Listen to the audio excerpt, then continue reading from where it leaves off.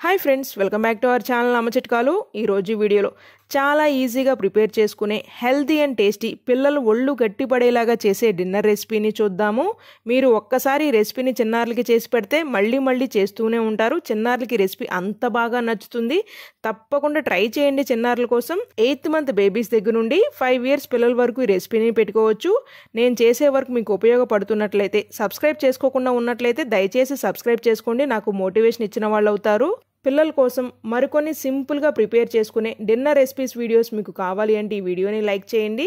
ఈ healthy and tasty simple baby dinner recipe కోసం ఒక గిన్నెలో 1 tablespoon నెయ్యి వేసుకుని, నెయ్యి కాక వచ్చినాక కొద్దిగా జీరాని చిటపటలాడనిచ్చి, చిన్న స్లైస్ ఉల్లిపాయ ముక్కల్ని ద్వారగా వేపుకుని, అరబద్ద టమాటో ముక్కలను కూడా వేపి 300 ml వరకు వాటర్ని పోసుకుని నీళ్లు మరగనివ్వాలి. ఈ నీళ్లు మరిగే లోపల ఒక చపాతీని చిన్న ముక్కల్లాగా కట్ చేసుకుని పౌడర్ లాగా నీళ్ళు ఏం పోయకుండా గ్రైండ్ చేసుకోవాలి.